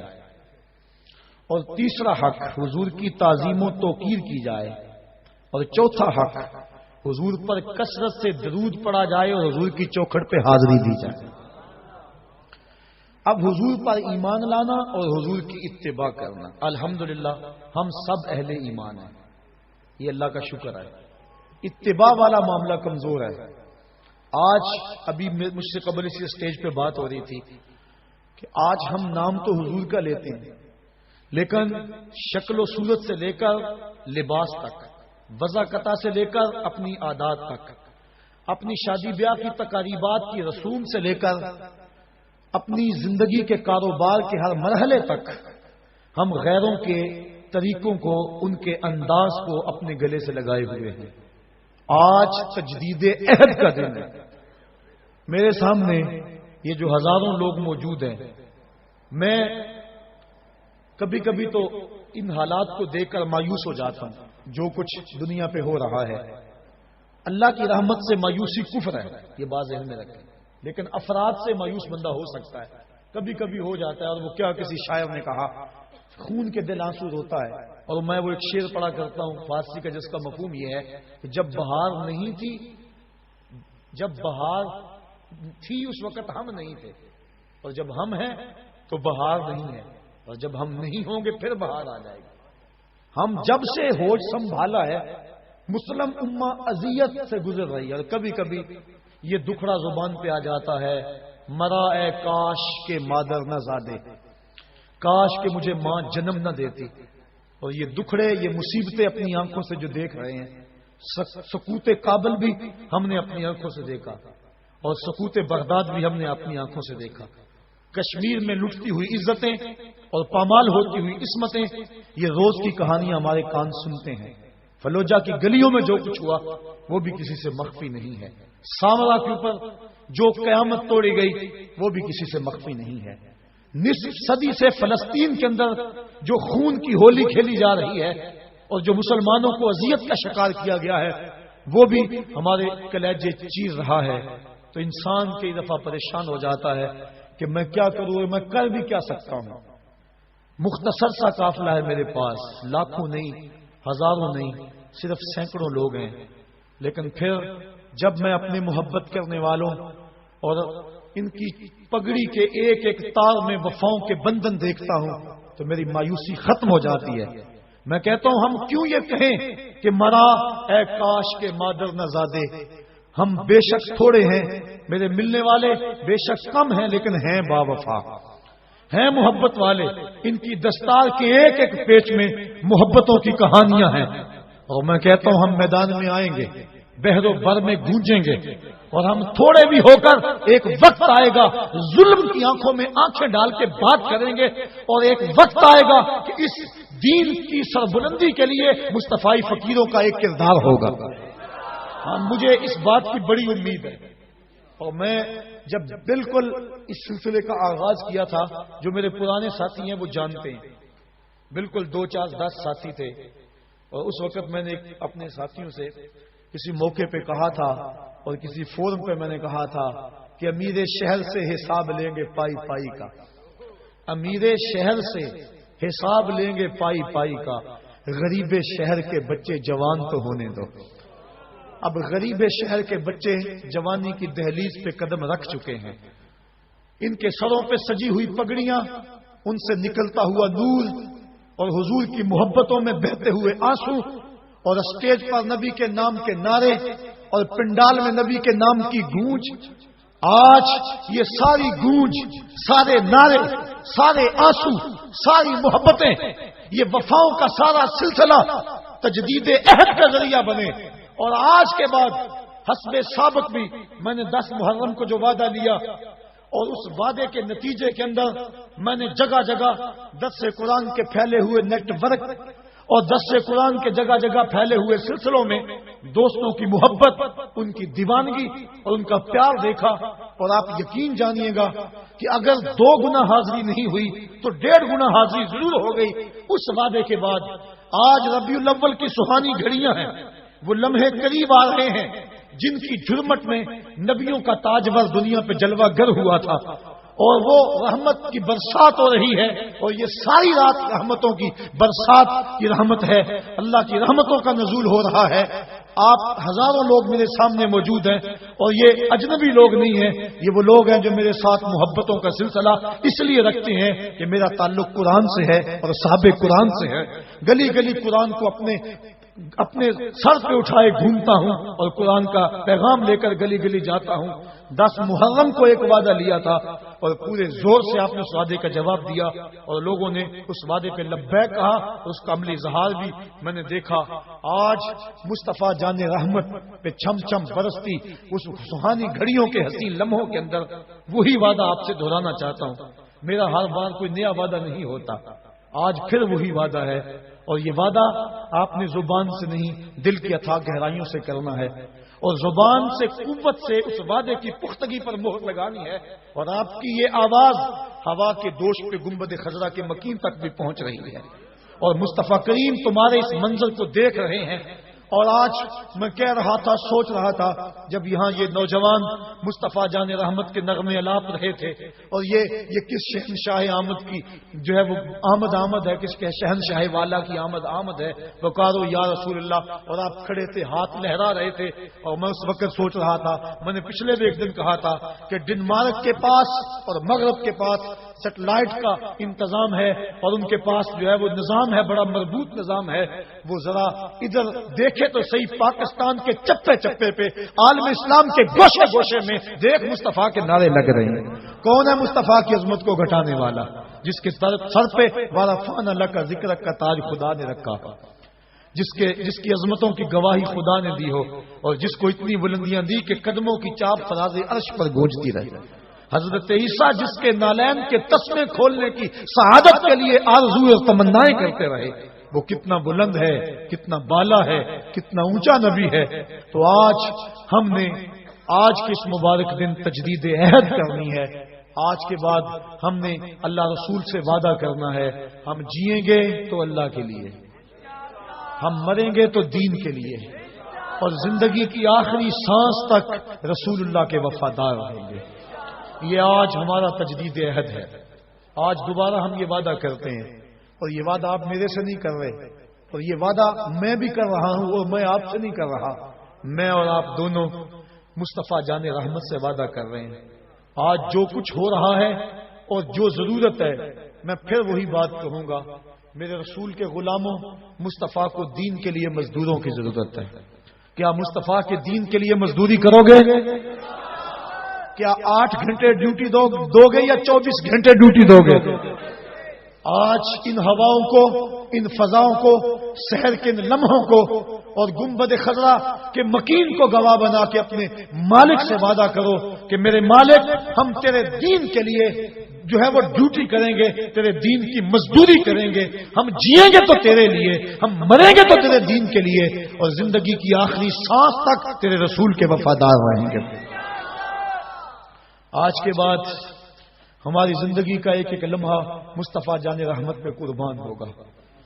یہ ہم تجدید عہد کرتے ہیں، اپنی شکل کو بھی، اپنی صورت کو بھی، اپنی وضاقتہ کو بھی حضور کی سنت کے مطابق ڈھال لیں۔ ربیع الاول کی سہانی گھڑیاں، پچھلے ربیع الاول کے موقع پہ 92 خوش نصیبوں نے اپنے سروں پہ حضور علیہ الصلوۃ والسلام کی سنت امامہ شریف کو سجایا تھا حضور کے نام کی مناسبت سے۔ اس مرتبہ کیونکہ امام شریف کا ہم نے اہتمام نہیں کیا، چونکہ یہ اعزاز و اکرام آج ان حفاظ کرام کا ہے، تو آپ اپنے دل میں وعدہ کریں کہ ہم چہرے پہ مصطفیٰ کی سنت کی آپ وعدہ کرتے ہیں، زور سے کہیں۔ اللہ آپ کو سلامت رکھے، آپ کو دارین کی سعادتیں دے۔ جگہ جگہ دروس قرآن کے لیے جو مختلف جگہوں پہ کام ہو رہا ہے، اس کے منتخب لوگ یہاں پہنچے ہیں، میں سب کو مبارکباد بھی پیش کرتا ہوں، اور ان کو درس قرآن کے لیے مزید اپنی تگ و تاز کو تیز کرنے کے لیے جو ہے وہ گزارش بھی کرتا ہوں۔ آپ لوگوں کو اللہ سلامت رکھے۔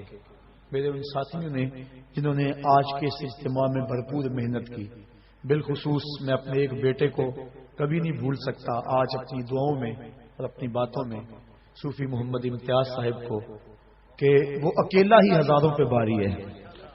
اللہ نے اس کو وہ جذبوں کی فراوانی دی اور محبتوں کا وہ سلسلہ دیا، پتہ نہیں اس کے سینے کے اندر وہ کون سی آگ ہے جو اس کو نہ دن بیٹھنے دیتی ہے نہ رات کو بیٹھنے دیتی ہے۔ میں کہتا ہوں میرا ایک ایک ساتھی صوفی امتیاز بن جائے۔ آج میں استاد ہو کے اس کی عظمتوں کو خراج پیش کر رہا ہوں، اور آج میں اس کے جذبوں کے سامنے، اس کی محبتوں کے سامنے اپنے آپ کو کم سمجھ رہا ہوں۔ اللہ میرے ہر جوان کو اس کے جذبوں کی قوت عطا کر دے، اور یہ مصطفی قافلہ جو سوئے مدینہ نکلا ہے، راستے کی ہر رکاوٹ کو دور کرتا ہوا، نبی کی عظمت کے نعرے لگاتا ہوا، نبی کے جھنڈے لہراتا ہوا مصطفیٰ کی چوکھٹ پہ سلامی دے گا، اور ہم دونوں ہاتھ باندھ کے مصطفیٰ جان رحمت کا بلاوا اور مصطفیٰ جان رحمت کا نعرہ لگائیں گے۔ ایک نعرہ، اس کے بعد وقت قریب ہو رہا ہے اور ہم نے حضور علیہ الصلوۃ والسلام کی بارگاہ میں ہدیہ صلاۃ والسلام پیش کرنا ہے۔ نعرہ تکبیر، نعرہ رسالت، نعرہ رسالت، نعرہ رسالت۔ آپ دل کے نہاں خانے میں بھی نبی کو پکاریں، نبی تمہاری آواز کو سنتا ہے، لیکن سحری کے یہ لمحے مصطفیٰ کریم علیہ الصلوۃ والسلام کی محبتوں اور حضور کی الفتوں کا یہ وفود، آج ہم ڈنمارک کو اور اس کے ایجنٹوں کو بھی بتانا چاہتے ہیں کہ دیکھو نبی علیہ السلام کی عظمتوں کو کوئی نہیں گھٹا سکتا۔ آج کائنات کا ایک ایک ذرہ نبی پہ درود پڑ رہا ہے۔ خدا کی قسم کتنی رحمتیں برس رہی ہیں۔ یہ صرف یہاں نہیں ہے، پورے شہر کی ایک ایک مسجد میں نبی کا تذکرہ ہو رہا ہے، اور ابھی تھوڑی دیر کے بعد جگہ جگہ لاؤڈ سپیکر کھل جائیں گے۔ یہ صرف اظہار و اعلان کے لیے ہے، ورنہ کتنے لوگ ہیں جو بند ہجروں میں آنسو بہاتے ہوئے نبی پہ درود پڑھتے ہیں۔ یہ اعلان کے لیے، ذوق دلانے کے لیے ایسا ہوتا ہے، ورنہ کائنات کا ایک ایک ذرہ، ہر شجر کا ایک ایک پتا، ہر دریا کا ایک ایک قطرہ، افلاک کے ستارے، زمین کی ہر شے، آسمان کے کمکمے، عرش کی قندیلیں، بلکہ خود مالک عرش مصطفیٰ پہ درود پڑ رہا ہے۔ اور اب وہ درود کے لمحے قریب ہو رہے ہیں، وہ لمحے آ رہے ہیں جن سہانی گھڑیوں میں مصطفیٰ علیہ السلام آمنہ کے کلبہ ہزاں کو روشن کرنے کے لیے جلوہ گر ہوئے تھے۔ تو میں اور آپ پورے ادب سے کھڑے ہوں گے اور یوں سمجھیں گے کہ حضور کی چوکھٹ پہ حاضر ہیں اور آقا کریم علیہ السلام کی بارگاہ میں ہدیہ صلاۃ و سلام